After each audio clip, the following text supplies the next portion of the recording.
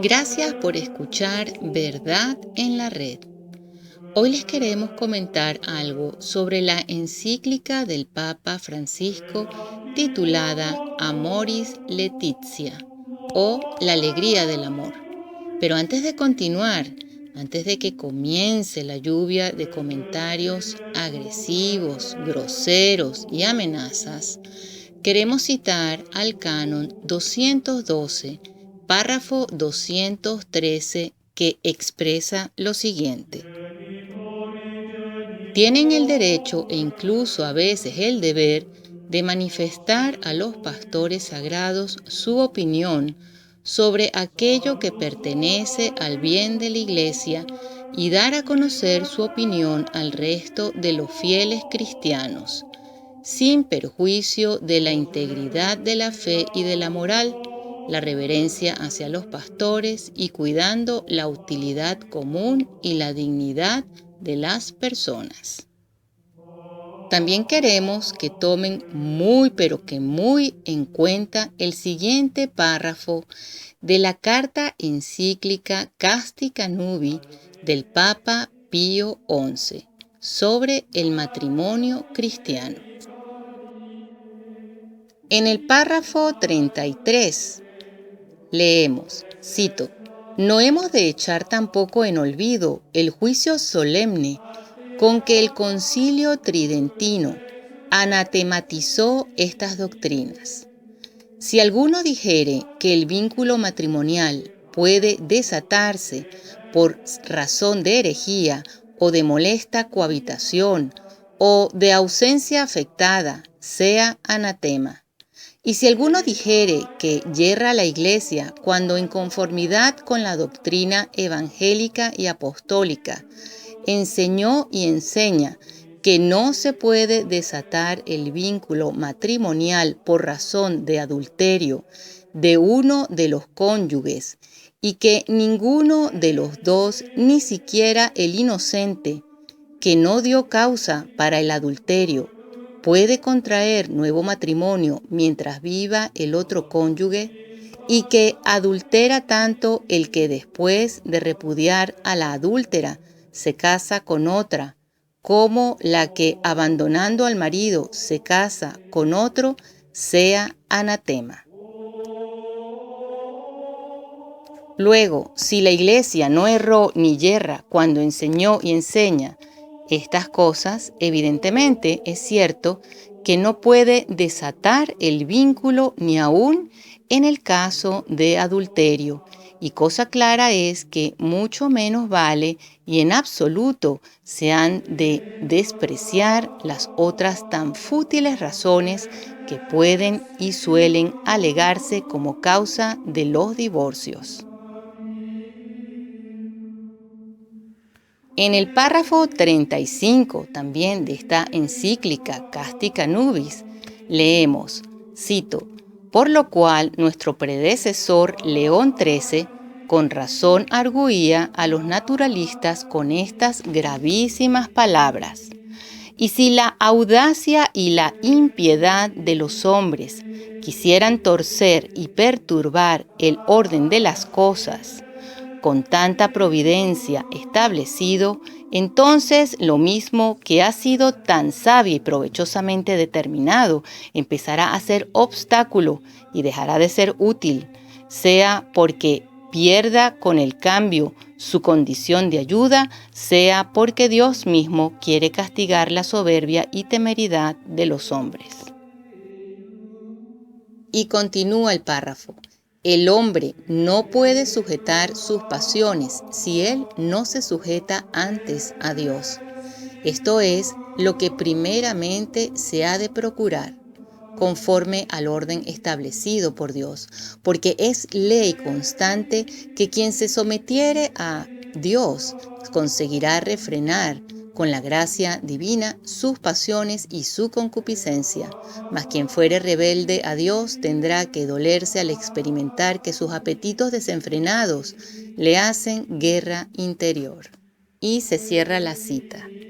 Con el mayor respeto por la sede petrina y exclusivamente como consecuencia de un deseo sincero en la proclamación de la doctrina católica sobre la vida, el matrimonio y la familia, queremos hacer los siguientes comentarios.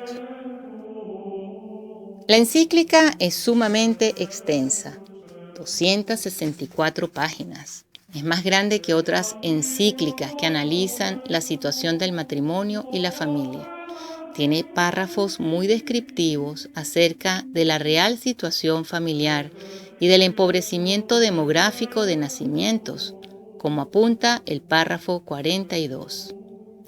O como en el párrafo 39, que describe a una cultura narcisista de la sociedad actual, donde las relaciones afectivas son miradas en forma egoísta.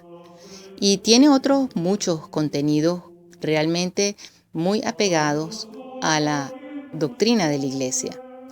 Pero enterrado entre tantas conclusiones asertivas, nos tropezamos con párrafos que nos son preocupantes y desconcertantes. Cuando nos dicen en el párrafo 291 que la Iglesia es semejante a un hospital de campaña, no debemos de olvidar que es un hospital en donde los que están ciegos logran ver cuando se apegan a los remedios verdaderos que da la Iglesia. Y los que son cojos o están inmovilizados aprenden a caminar, generalmente por el camino estrecho que conduce a la salvación, que es lo más importante, ¿verdad? O como en el párrafo 292, en donde se dice que los padres sinodales expresaron que la Iglesia no deja de valorar los elementos constructivos en aquellas situaciones que todavía no corresponden o ya no corresponden a sus enseñanzas sobre el matrimonio. Entonces, ¿de qué valores estamos hablando aquí? ¿Es que acaso en relaciones de sodomia puede haber valores? ¿Es que acaso en la relación de adulterio podemos encontrar valores? ¿A qué valores se refieren? En otro párrafo, como el 296, dice: el camino de la Iglesia es el de no condenar a nadie para siempre y difundir la misericordia de Dios a todas las personas que la piden con corazón sincero, porque la caridad verdadera siempre es inmerecida, incondicional y gratuita. Fin de cita. Es cierto, la Iglesia no condena a nadie, pero apunta al camino que dejó establecido nuestro Señor para la salvación, pues si no, uno se puede condenar. Y sí, la caridad es gratuita al momento del arrepentimiento, por lo tanto, no es incondicional. Y continúa el párrafo, cito: entonces hay que evitar los juicios que no toman en cuenta la complejidad de las diversas situaciones. Y hay que estar atentos al modo en que las personas viven y sufren a causa de esta condición. Fin de cita. En el párrafo 298, cito: los divorciados en nueva unión, por ejemplo, pueden encontrarse en situaciones muy diferentes que no han de ser catalogadas o encerradas en afirmaciones demasiado rígidas, sin dejar lugar a un adecuado discernimiento pastoral. Existe el caso de una segunda unión consolidada en el tiempo, con nuevos hijos, comprobada fidelidad, entrega generosa. La Iglesia reconoce situaciones en que cuando el hombre y la mujer, por motivos serios, como por ejemplo la educación de los hijos, no pueden cumplir la obligación de la separación. Fin de cita. Y aquí citan Familiaris Consortio número 84, pero no lo completan, puesto que Familiaris Consortio cita: asumen el compromiso de vivir en plena continencia, o sea, de abstenerse de los actos propios de las parejas casadas. Además, en la nota al pie de esta cita engañosa leemos: En tales situaciones, mucha gente conociendo y aceptando la posibilidad que la Iglesia les ofrece de vivir como hermanos y hermanas, señalan que si faltan ciertas expresiones de intimidad, a menudo sucede que la fidelidad está en peligro y el bien de los niños sufre. Y esta cita hace referencia a otra cita, Gaudium et Spes 51, del Segundo Concilio del Vaticano, Constitución Pastoral. Esto de que la fidelidad está en peligro por los actos de intimidad sexual fuera del matrimonio, ya que la fidelidad se vive cuando dos individuos en una unión no válida se abstienen de intimidad sexual en fidelidad a su unión original, que sigue siendo válida, no a la adúltera. El documento cita a Gaudium et Spes, pero el pasaje se cita fuera de contexto y no respalda al argumento. El contexto deja claro que Gaudium et Spes está hablando de los católicos casados en el contexto de la procreación, no de los que cohabitan en una unión inválida. La frase completa es como sigue, y cito: pero cuando la intimidad de la vida matrimonial se rompe, su fidelidad a veces puede ponerse en peligro y su calidad de fecundidad arruinada, porque entonces la crianza de los hijos y el valor para aceptar nuevos miembros están en peligro. Fin de cita. Por tanto, es difícil evitar la conclusión de que la exhortación apostólica está al menos planteando la posibilidad de que los actos sexuales adúlteros pueden en algunos casos ser justificables, y han citado mal a Gaudium et Spes, como si quisieran establecer bases para ello. Continuando con el párrafo 298, cito: los padres sinodales han expresado que el discernimiento de los pastores siempre debe hacerse distinguiendo adecuadamente, con una mirada que discierna bien las situaciones. Sabemos que no existen recetas sencillas. Fin de cita. Bueno, nos preguntamos, ¿qué es lo que se va a discernir? La mayoría de las familias tienen algún miembro en una situación irregular. Por esto, no se deja de querer, pero no se le puede justificar su irregularidad. Se le puede comprender, pero no justificar. Y esto no es levantar juicio temerario en contra de éste. Es simplemente acompañarlos en el caminito estrecho que conduce a la salvación. Esto es amor, esto es caridad verdadera. Pareciera que la doctrina de los absolutos morales y del mal intrínseco en esta exhortación se acomoda a la nueva moral condenada por el Papa Pío XII en numerosos documentos y por el Papa Juan Pablo II en Veritatis Splendor. La moral situacionista deja a la merced de las circunstancias y, en últimas, a la conciencia subjetiva del hombre determinar qué está bien y qué está mal. Así, una unión sexual extraconyugal no se considera intrínsecamente ilícita. Dicho de otro modo, o de un modo más general, no existe el mal en sí, como tampoco pecados graves ni mortales. Párrafo 300. Cito: cabe un nuevo aliento a un responsable discernimiento personal y pastoral de los casos particulares. Los presbíteros tienen la tarea de acompañar a las personas interesadas en el camino del discernimiento, de acuerdo a la enseñanza de la Iglesia y las orientaciones del obispo. Cierro cita y quiero hacer un comentario. ¿Desde cuándo la orientación del obispo está a la par de la enseñanza de la Iglesia? No es precisamente el obispo el que debería ser el portavoz de las enseñanzas de la iglesia, no el intérprete.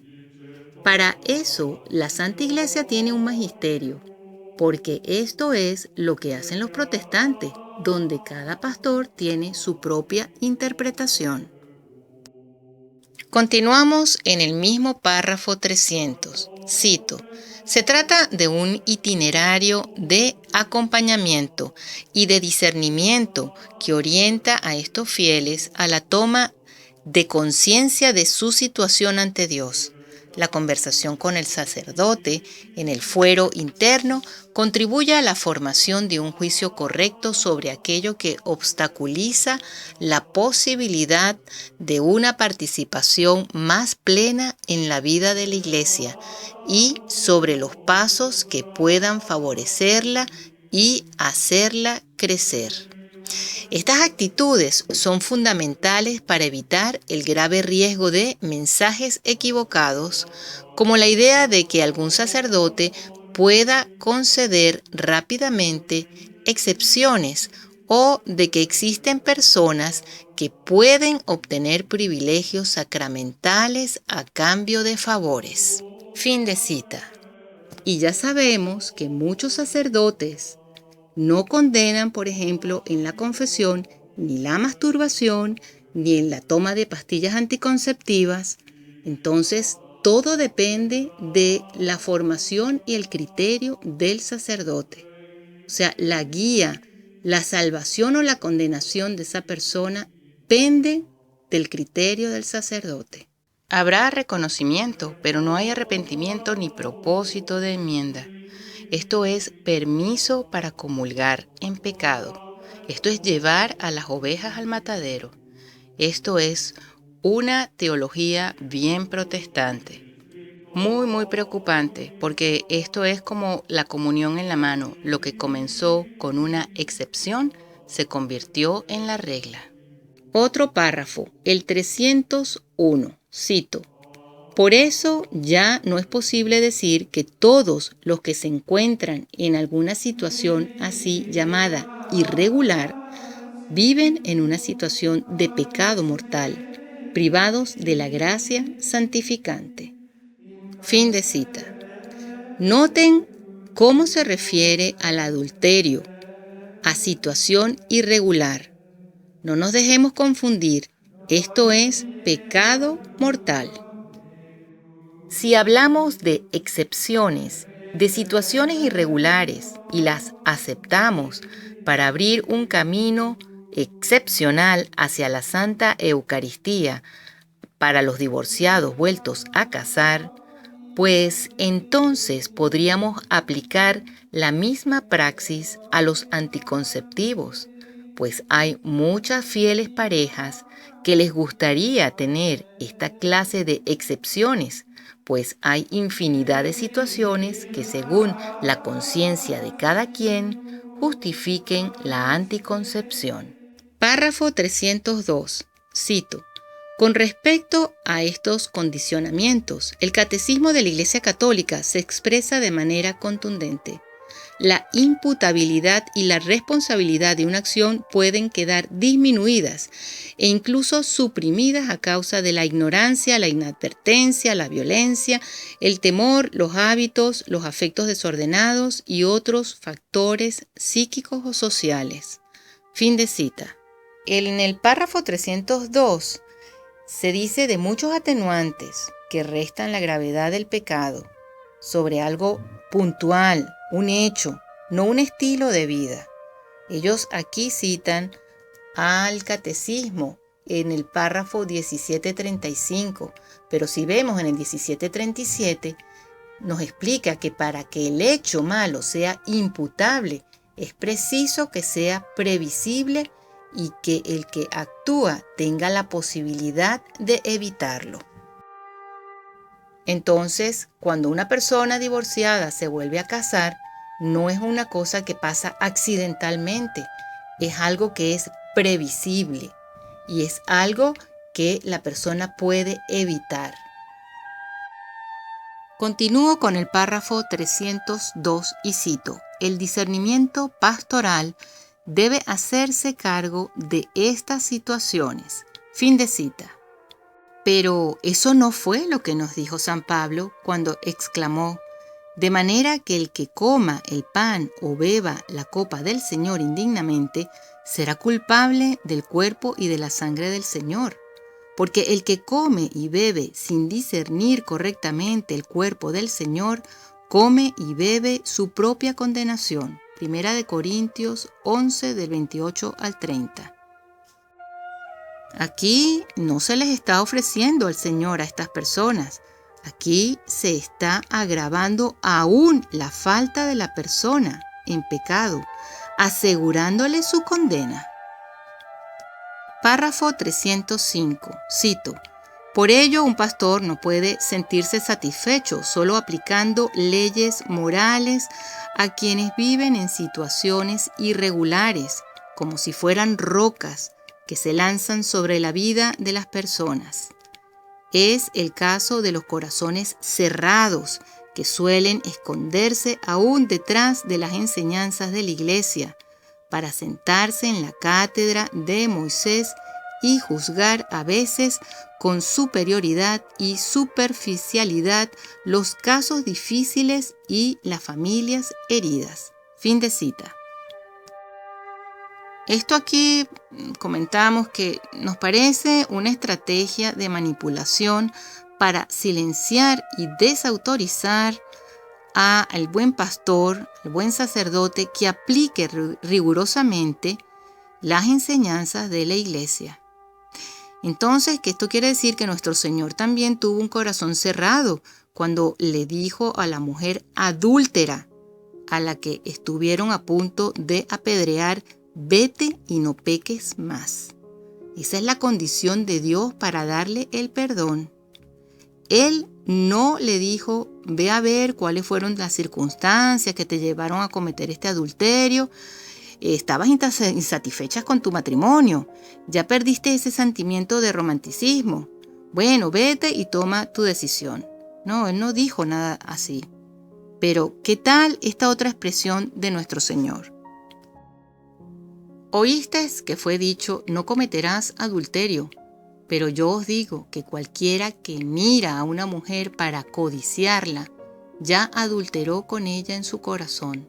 Por tanto, si tu ojo derecho te es ocasión de caer, sácalo y échalo de ti, pues mejor te es que se pierda uno de tus miembros y no que todo tu cuerpo sea echado al infierno.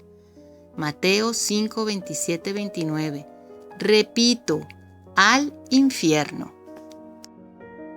Una realidad con la cual los modernistas y enemigos dentro de la Iglesia Católica quieren acabar. Párrafo 305. Cito: por creer que todo es blanco o negro, a veces cerramos el camino de la gracia y del crecimiento y desalentamos caminos de santificación que dan gloria a Dios. Fin de cita. Bueno, aquí comentamos que el Señor declaró que tu sí sea sí y que tu no sea no. Todo lo demás viene del maligno. Mateo 5:37. Parece que el Señor estaba recordándonos que algo es blanco o negro. Los tonos grises son del diablo. Queremos también llamar la atención a que la encíclica respalda un aspecto central de la ideología de género, afirmando que hay que destacar que el sexo biológico y género sociocultural pueden ser distinguidos, pero no separados. Esto está en el párrafo 56. Esta falsa idea de que el sexo biológico es distinguible del llamado género fue propuesto por primera vez en la década de 1950 y es el fundamento de la ideología de género. Si se acepta el primer principio erróneo de la ideología de género, la oposición a las consecuencias será imposible. No podemos dejar de relacionar esta situación que se nos presenta como el reflejo bien claro de la falta de formación, fe, reverencia a la Santa Eucaristía que ha reinado desde las pasadas décadas, donde se ha hecho al hombre centro de toda celebración, diluyendo el sentido de sacrificio al que está llamado todo bautizado, comenzando por la liturgia en la Santa Misa y continuando en la catequesis. Estos son los tiempos en los que nos ha tocado vivir. Aquí y ahora es donde nos quiere Dios. Este es el campo de batalla al que nos enfrentamos hasta que llegue el Rey de Reyes. Para quien ama a Cristo y a su Iglesia, es una buena razón para hablar y no quedarse callado.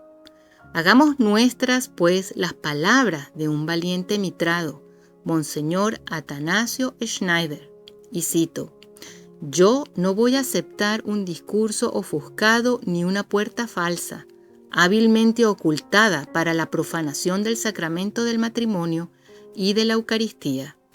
Del mismo modo, no voy a aceptar una burla del sexto mandamiento de la ley de Dios.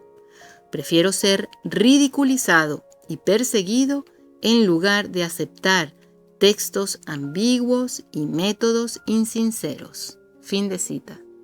Bueno, gracias por haber escuchado. Que Dios los bendiga y hasta la próxima.